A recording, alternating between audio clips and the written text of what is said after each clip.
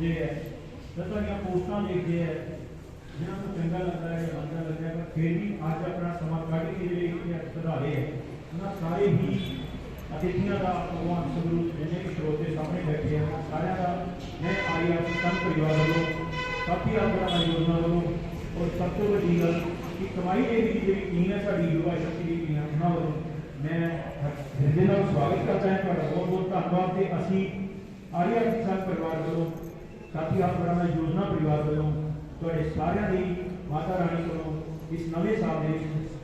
चंगे भविष्य लिए चंगे स्वास्थ्य लिए मंगल कामना करते हैं, तुसी तरक्की करो, तुसी स्वस्थ रहो, सारे अगे बढ़ो, मजबूत हो,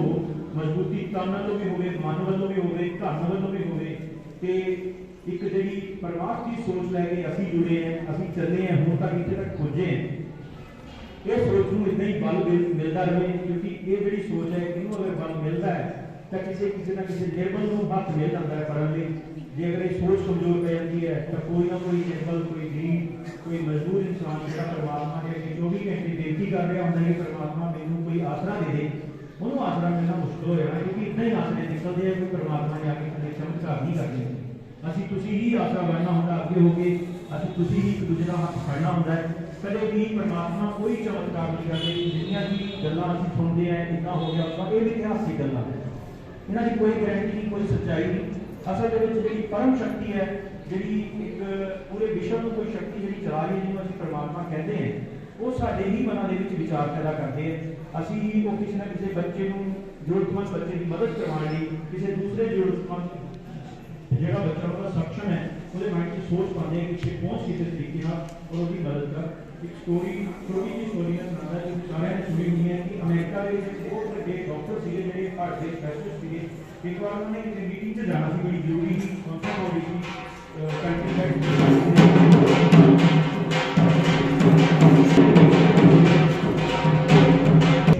स्टोरी सुनाना, तुम बोर भी हो गए हुए हैं।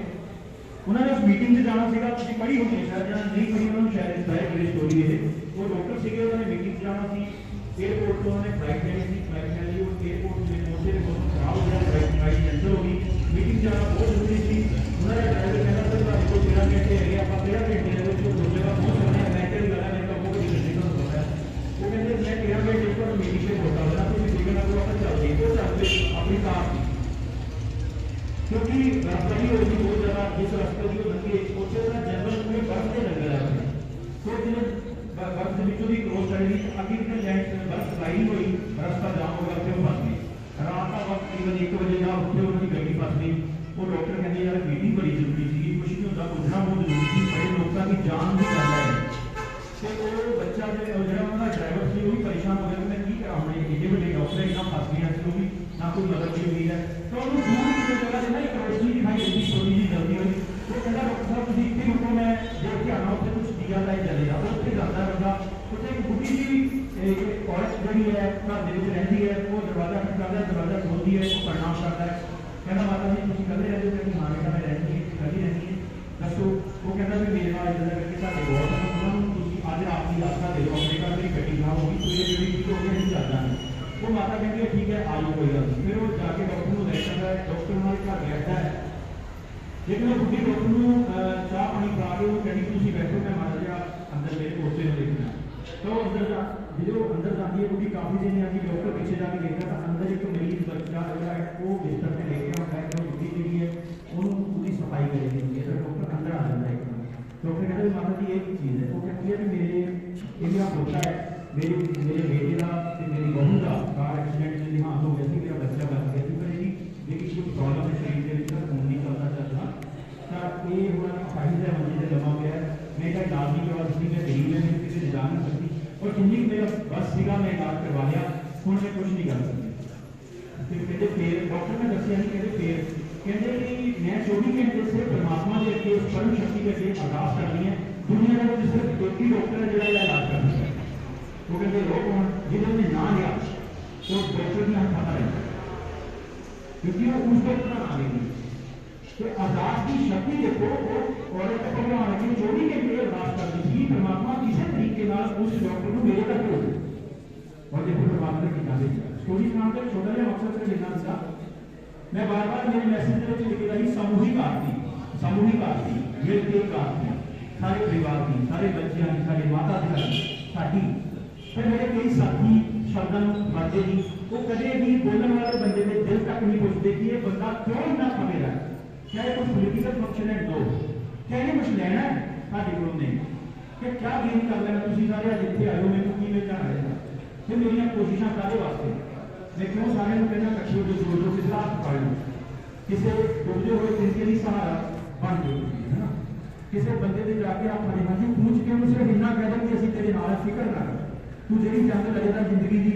जिन्होंने हालातों में तू निकल रहा तू कला है नहीं असं तेरे नाल जे कोई दूसरे धर्म का बंदा क्रिश्चियन आके किसी के नाल खड़ जाता है वो कहता है कि असं थोड़े नाल है कि तुम साढ़ा धर्म मना लो 100 करोड़ हिंदू क्यों डरिया गया क्यों पिछे है उनकी तकलीफ है अपनी की बोला मैं 40,000 रुपया पेंशन पता नहीं डोनेट भी करते हैं अंदर पढ़ाते हैं जो भी करते हैं घर अपने लगाते हैं बट किसी के मुंह रोटी पाने लगे जो असं कहने ना हो जो करते किसी के घर राशन पहुंचा दिए तो उन्होंने ये डर लगता है कि नहीं जा कोई क्यों खावे सारी तो कितों होगी कमाई तो इस माता की है कमाई तो उस रब की है कमाई इस परम शक्ति की जिन्हें तो इन्ना काबिल किया कि तुम दूसरे की मदद कर सको पर तुम उस कमाई को अपने घर रख के दे कि नहीं ये मेरी है मेरे बच्चे के काम आवे तो पैसा अन्ना इकट्ठा हो जाना तो बच्चे ने उन्हें ना काबिल हो जाना उन्होंने उस पैसे का दुरुपयोग करना है उन्होंने उस पैसे में बुलेट चलाने मोबाइल रिचार्ज करने आवारागर्दी करनी है पर उन्होंने कभी भी ये नहीं सोचना कि हमारे पिता ने इस पैसे को किस तरीके से ले हमने थोड़ी तरह शुरू बना दिया पंजाब को दसते गया बच्चे को पैसा देने की बजाय सुविधा देने की बजाय बच्चे को लक्ष्य दो बच्चा लक्ष्य पा जाएगा बच्चा अपने लक्ष्य में स्ट्रगल करेगा तो कामयाब होगा पटवारी साहब कहते हैं सारा इलेक्टर दुनिया से जोड़ने वाली गल नहीं पता लगी कि समाज जुड़ेगा समाज कितना जुड़ेगा असं सारे जिस जाति नाल बिलोंग करते हैं वो सारे ही आया असं सारे नेता है सारे सारे को आइडिया लगे बैक आइडिया सोसाइटी में चला ली समाज को अगे बढ़ा के सोचते हैं कि जो मैं सोचता है मेरे वर्गा कोई दूसरा नहीं सोच सकता आई एम द बेस्ट लेकिन असं जिन्हें मेरे विचार हम तुम सुनते पे मेरे विचार सुनते पे मैं अनिल जी का नाम लेना अनिल जी ने मेरे विचार सुनते पे या जरनैल जी ऐसा बड़े भाई मेरे विचार सुनते पे उन्होंने मेरा विचार सुना है अपने विचार अपने मन के मेरे विचार का कंपैरिजन करना है ये विचार मेरे विचार का कितना मैच करता है लेकिन जिन्हें विचार उन्होंने विचार का मैच नहीं करना उन्होंने कोशिश नहीं करनी कदे मेरे नाल बैठ के उस विचार का विचार बनाया करनी उन्होंने अपने विचार नाल मैनू फेयर करके एक साइड पर लेके चल पैना मेरे आप नहीं आना दोबारा जबकि मैं कहना कि मेरा विचार है गलत है मेरे नाल रखो मुझे सही विचार दे दो तुम ये सुनना मैं गलत विचार दे 8 साल हो गए इतने लोग कहते हैं कि असं काम करते जी जॉब करते सारे कोल टाइम नहीं यार तुम जॉब करते मैं पक्की नौकरी छड़ के आ गया मैं सरकारी नौकरी छड़ के आ गया पक्की मेरी जिंदगी भर की रोजी रोटी भी मैं गुड बाय कह के आया मैं कोई मान नहीं करता अपने आप पर दो शब्द में करना अगर एमए बीएड एक्ट क्लियर करके भी मैं नौकरी ज्वाइन नहीं की तो मकसद ये नहीं था कि मैं लोगों ने आ लोगों ने झटका सुनिए जब मैं इधर वो करना है कि आओ जी गुड़ो जी गिड़ो जी कोई नहीं करते जी जो करते हैं उन्होंने कुछ नहीं बनता आज तक भगत सिंह का घर टुटिया गया कोई उससे कोई नया नहीं बनी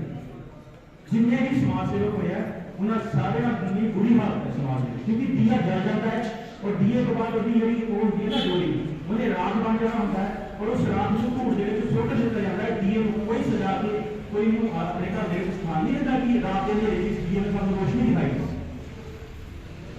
तो बड़ी बड़ी विडंबना है कि आज समाज राजनीतिक बुलाया ने एक बुलावे के उत्ते 100 किलोमीटर सफर करके इकट्ठे होने तैयार है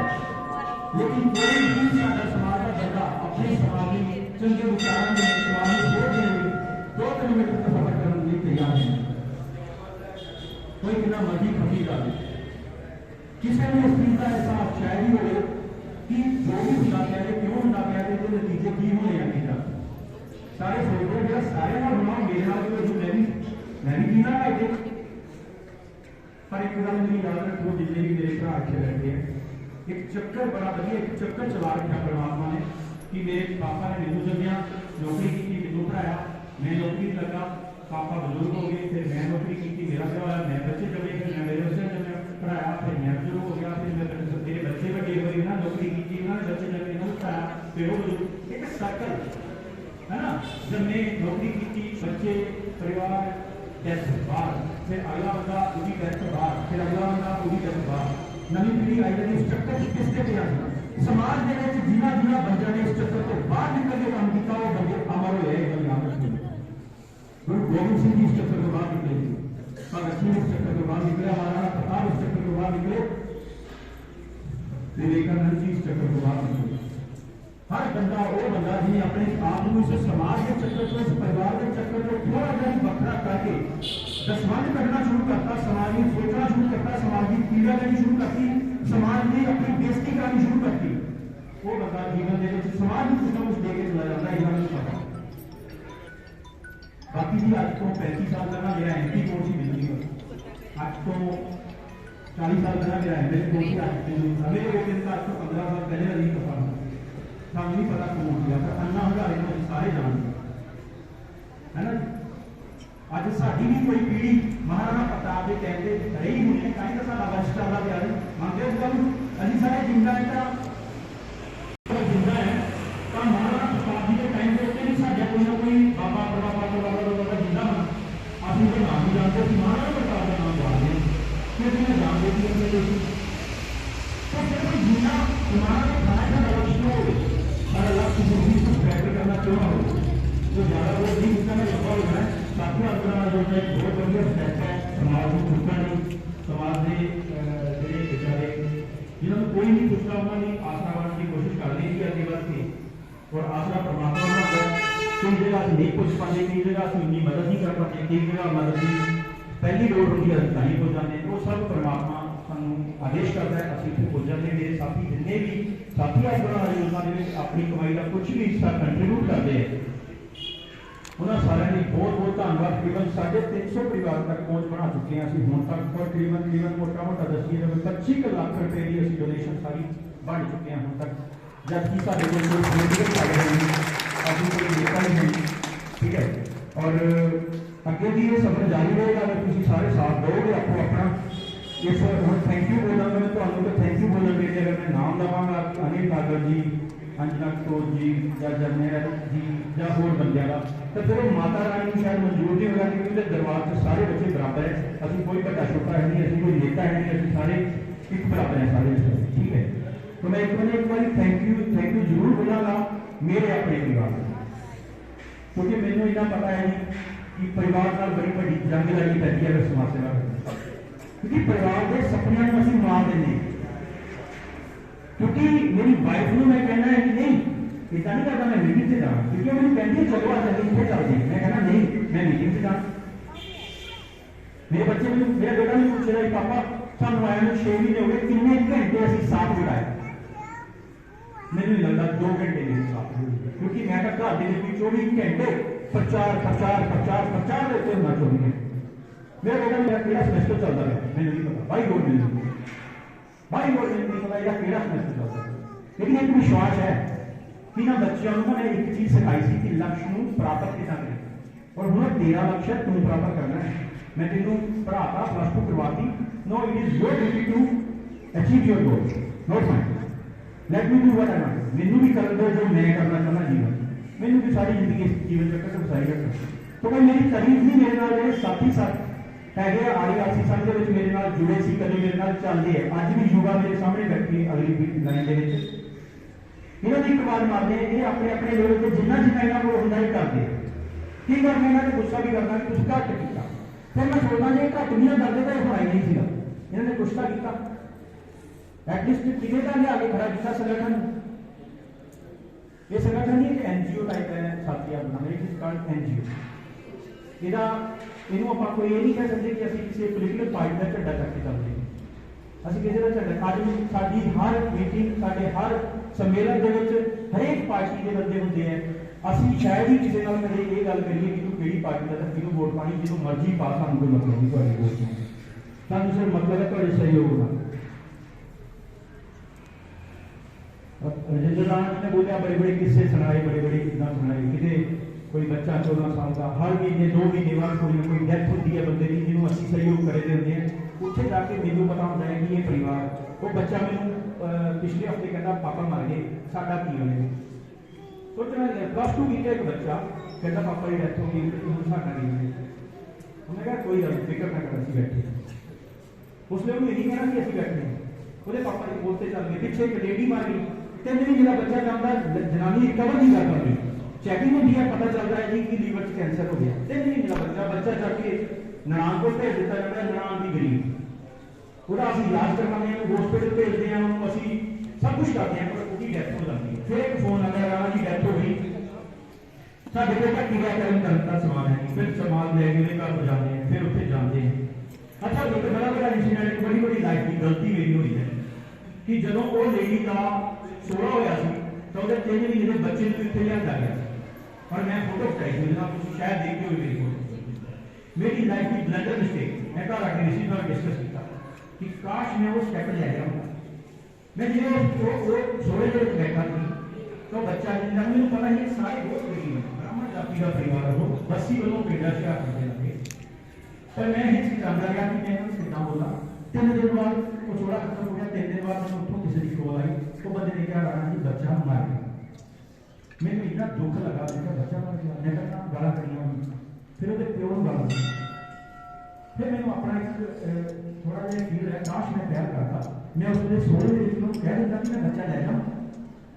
कि मैं अगले हाथ में बच्चे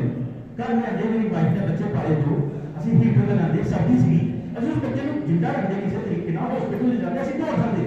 पर मैं ये गल में हिचकिचाता रहा कि यह बंदा है घर आई तो मर गई है। मैं एक बच्चा मंगे सोचा पता नहीं कि बच्चे तो मैं इंतजार हूँ, मैं कहा चलो मैं 2-4 दिन बाद गल करा, पर मैं नहीं किया।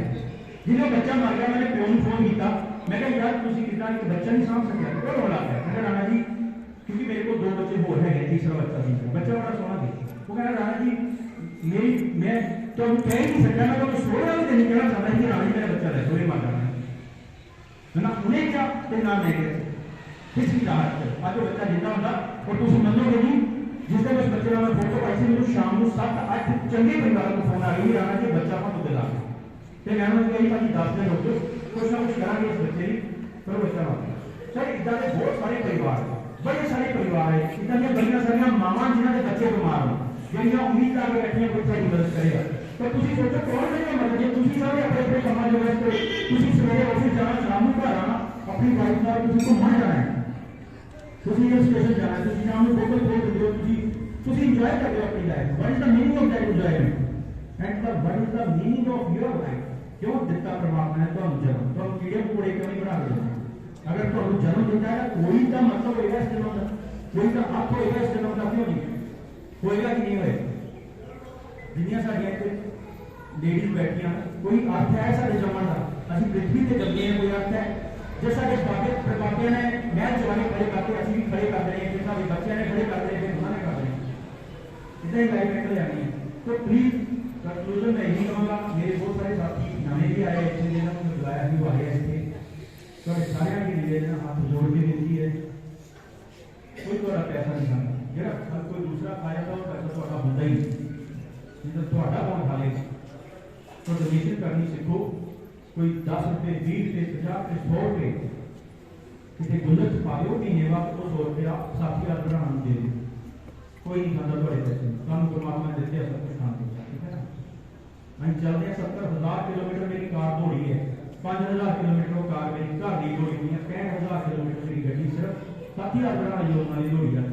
कितने कितने तक अप्रोच कर सकते हैं, गुरदासपुर कितने पे जाके 70 किलोमीटर मेरे नाल जरियाल साहब बैठे हैं,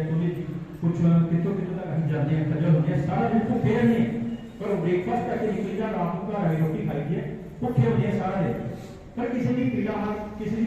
का सहारा बन के उन्हें रात को नींद बड़ी बढ़िया कुछ चंगा बैठ नहीं, आज सवेरे उठे आज कुछ बैठ नहीं था, चंगा करने की कोशिश की, सफल हो या नहीं सफल हो कोई फर्क नहीं करता। और फिर कुछ 2 शब्द ये कहूँगा ये निंदा करते, वैसे तो तुलसीदास जी ने क्या, शायद तुलसीदास जी ने ही क्या होना कि निंदक मेरे राखिए आंगन खुली बसाए, है ना, बिन पानी साबुन बिना निर्मल करे चुकाए। वो निर्मलता करते हैं, पता नहीं करते, पर मोराल जरूर डाउन कर देंगे सर, क्योंकि असली चुनाव अभी करते हैं, अभी बड़ी मुश्किल में अपना हौसला बन के कोई होते हैं, तो वो आते हैं सारा मोराल को उसका किसी के साथ छोड़ देंगे। ये की जब निंदा हो बंदा करता है, जब 2 कदम साढ़े नाम नहीं कोई अपना जिन्हें सोच का डोनेशन नहीं दी थी होती, वो सारा बड़ा बढ़िया तरीके से व्याख्यान करता है कि वो इतना नहीं, वो इतना तो बड़ी निंदा करता है। लेडीज की भी सपोर्ट है, सारियां भैणां की सानूं बहुत सपोर्ट है, कई सारियां साडियां इहदियां माता भैणां जिहड़ियां सानूं डोनेशन करदियां ने, हर महीने डोनेशन आती है। मैं थैंक यू बोलांगा सारी माता शक्ति नूं कि थैंक यू धर्म को किसी ना किसी लेडीज ने ज़्यादा जिंदा रखा है। मंदिरों के भी तुहाडी ही संख्या ज़्यादा रहती है, चंगी कमां तुहाडी संख्या ज़्यादा रहती है। जैस जेडे सामने आते हैं उन्होंने भी धन्यवाद है, पर उन्होंने कोई टाइम नहीं होता, वो अपनी रोजी रोटी के चक्कर में दौड़े होते हैं। तुसीं उन्होंने प्रेरित करे करो कि दसवंध जरूर करो। सनातन धर्म कहता है कि दसवंध कढ़ना चाहिए, तो दसवंध तुसीं मैनूं नहीं देना, ना दिओ, हो सकता मैं तुहानूं नहीं चंगा लगता, पर उस दसवंध की वरतों करो अपने लागे शागे किसी परिवार में, ठीक है। कोई जरूरी नहीं, असी एक संस्था होर भी बड़िया सारिया संस्थावां, तो अज तुसीं सारे इस बंदे आए हो नवे साल के उत्ते, पर सारिਆਂ का स्वागत है, धन्यवाद है एक बार फिर सारे ही समाज को, सारे बैठे श्रोतियां, सारे बच्चों नवे साल दी शुभकामनावां। बड़े चंगे कामां दे विच बच्चे अगे निकल रहे हैं। परमात्मा करे हर बच्चा कामयाब हो अपने जीवन दे विच। सिर्फ सरकारी नौकरियां ना देखो, जिन्हें किसी का रिश्ता करना होंदा ते किसी पूछो जी तुसीं रिश्ता करना कुड़ी दा, हाँ जी करना, की चाहिए जी, मुंडा सरकारी चाहिए। फिर बड़ा अजीब लगता है कि तुसीं सरकारी मुंडे नाल ही अपने मुंडे का रिश्ता करो, तो जिहड़े प्राइवेट बच्चे साडे उन्हां दे ब्याह किदां होण। फिर उन्होंने पूछीदा जी तुहाडा मुंडा है कि हाँ जी हैगा, की करदा जी, जेसीबी चलाता, तुहाडे मुंडे नूं कुड़ी किहने देनी, तो तुसीं कुड़ी नहीं देनी प्राइवेट जॉब नूं, तो तुहाडे बच्चे नूं कुड़ी किहने देनी, उन्होंने भी तो सरकारी नौकरी चाहिए कि नहीं चाहिए। तो अपने आप को ना सिर्फ एक परिवार तक सीमित ना रखो, अपने आप को एक संस्था बना के सोचो, अपने आप को हिंदू बना के सोचो, अपने आप को सनातनी बना के सोचो। जिले भी सोचते हो, जिले राष्ट्र की गल करिए तो जापना ही नहीं कि कोई हिंदू मुस्लिम है, तो जिले सनातन की गल करिए तो यह नहीं जापना चाहिए कि कोई राजपूत है या कोई किसी होर जाति है, ठीक है। तो प्लीज थोड़े सारे के निवेदन है, थोड़ा जहा अपने आप को 10-15 मिनट चिंतन करे करो समाज के बारे, समाज को कितना चंगा किया जा सकता है, कितना अगे बढ़ाया जा सकता है। बाकी मैं एक बार इतने इनवाइट कराँगा शुभम और अंशु दोनों, तुम दोनों प्लीज अगे आओ। असी कुछ ज़्यादा नहीं, महाराज का सम्मानित करना चाहते हैं।